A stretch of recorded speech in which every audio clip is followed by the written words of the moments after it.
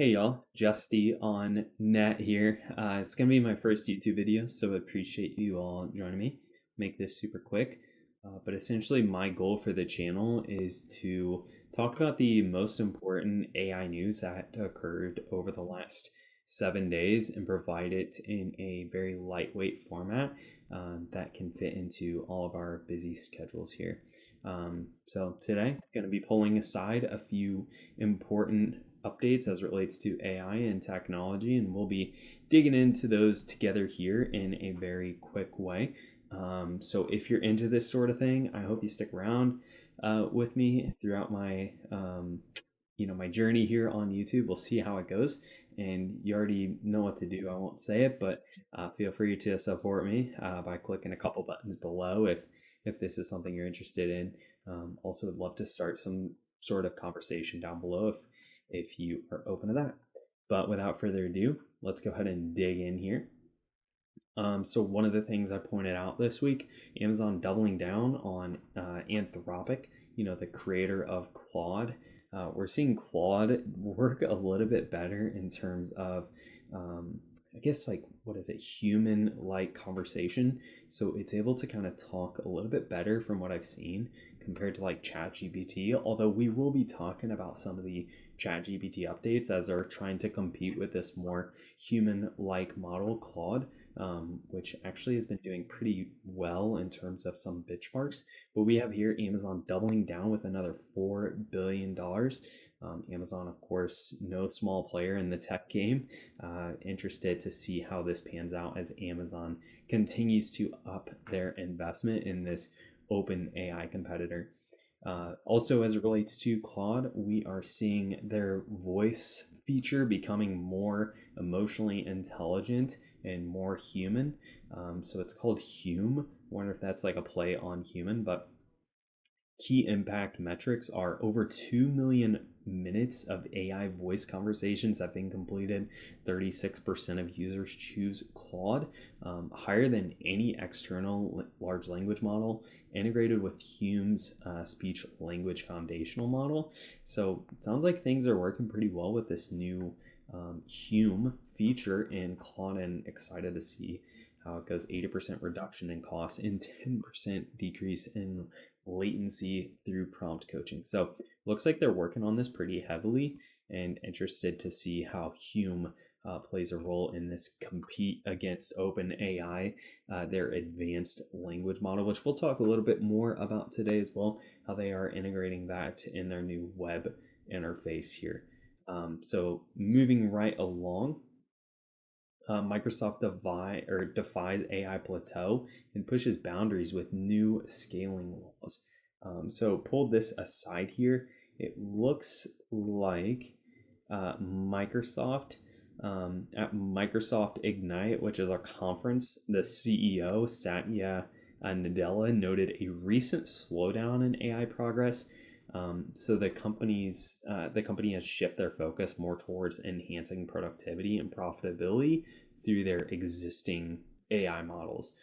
So it sounds like they are kind of reinvesting in the foundation that is already there versus creating new things, which I'm not too sure if I agree with the whole thing on slowdown. It seems like things are moving quicker now than ever. It seems like every few months we're seeing some massive AI developments here. So just thought I'd pull that aside. It seems like Microsoft is seeing a slowdown, but it can't be said about every single um, you know competitor to Microsoft.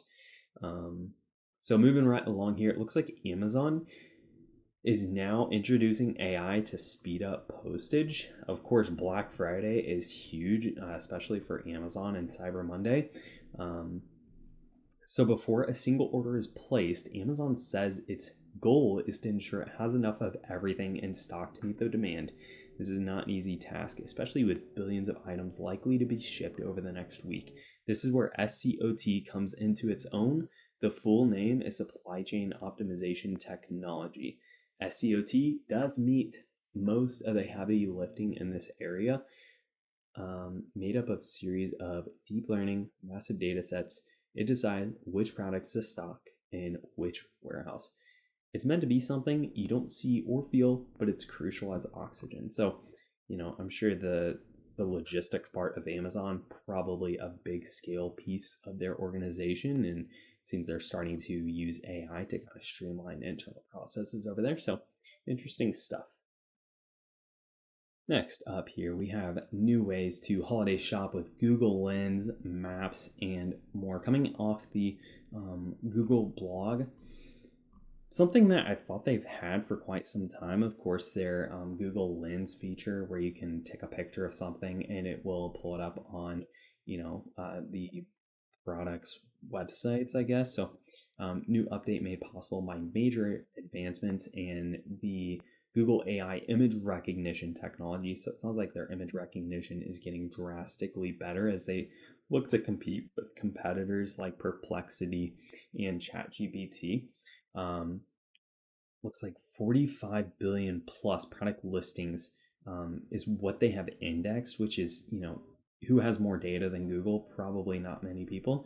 In stock inventory data, wide range of retailers, pretty interesting stuff here. So, thought I'd pull that aside. Looks like Google is making some strides there. Next up, we have Sam Altman. Looks like he is emphasizing the need for federal involvement in fostering AI growth, ensuring it's a safe use. So, interested to see that. As I believe historically, Sam Altman has been, really gung ho on pushing forward the AI development, but it's nice to see that he also has safeguards in mind there as well. Of course, ChatGPT has always been one of those more safer models. It's very hard to get around the guardrails in place there.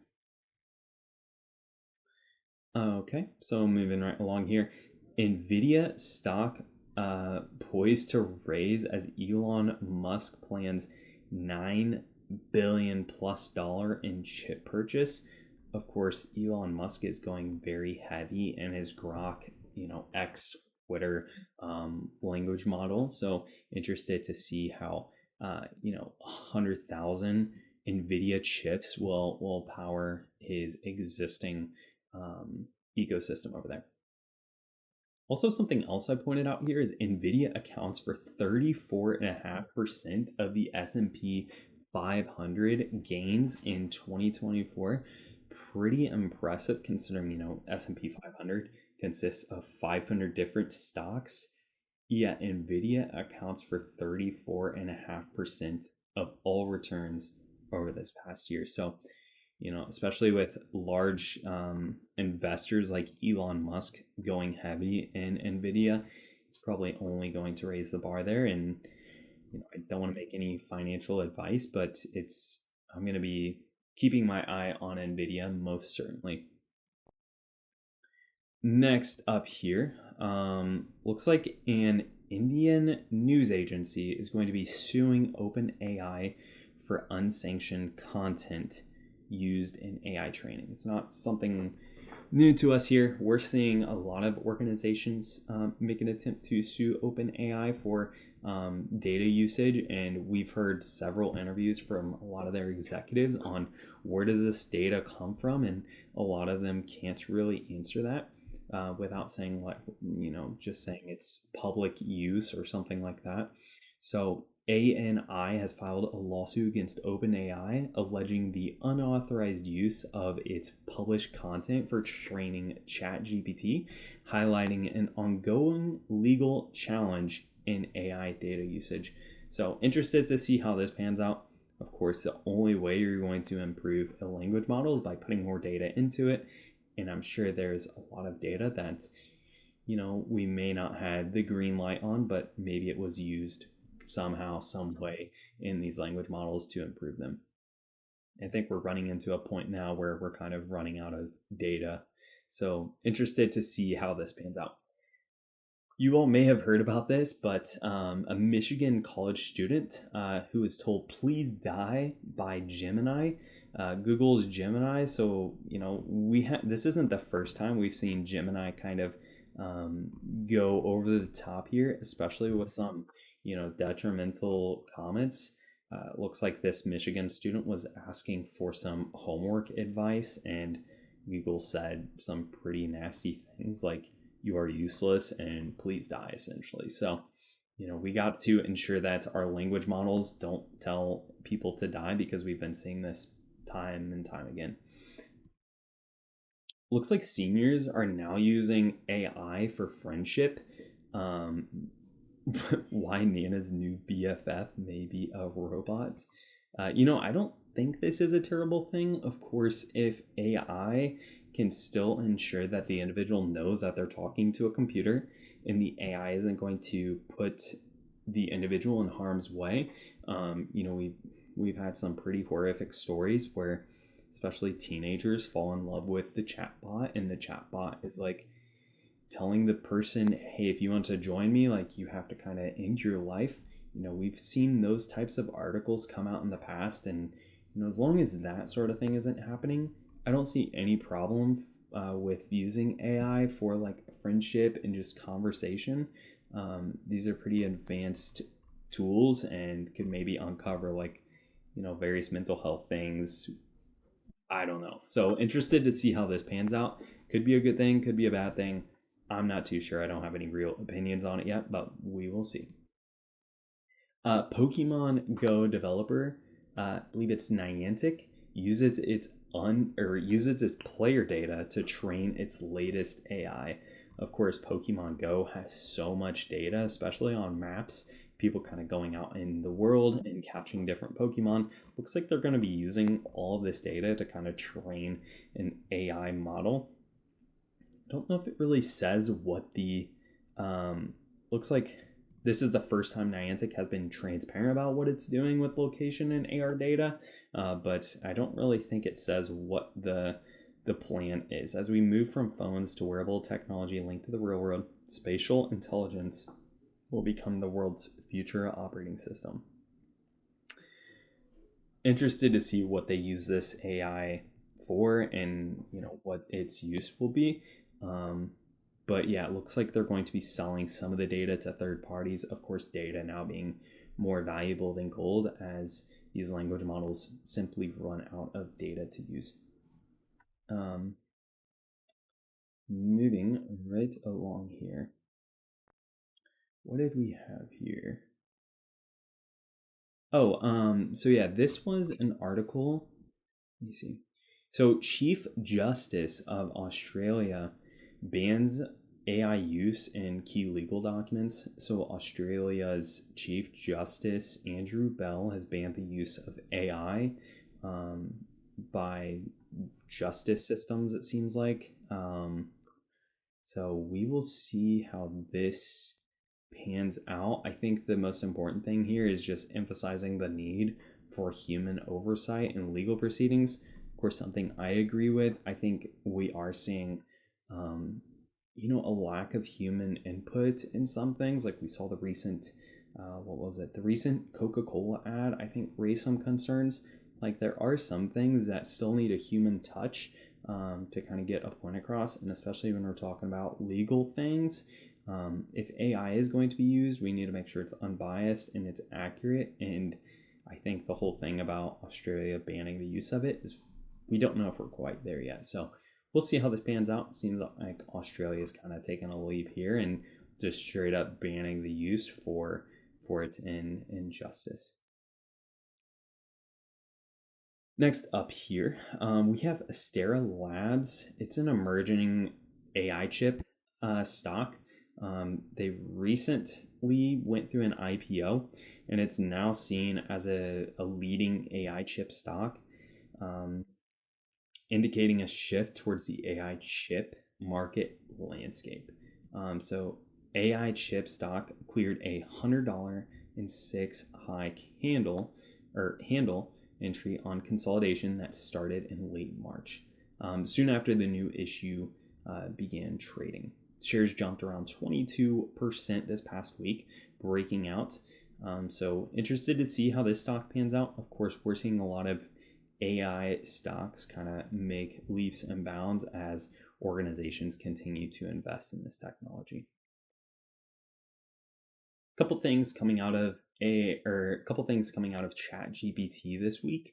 I don't think it's necessarily listed here, but their new 4.0 model, I'll go ahead and say this, new 4.0 model is supposed to sound more human and supposed to be better in writing. So haven't really tested that myself. Although, after using ChatGPT a little bit, it seems like that is the case. So 4.0 is supposed to be a little bit better and more human in its writing and points.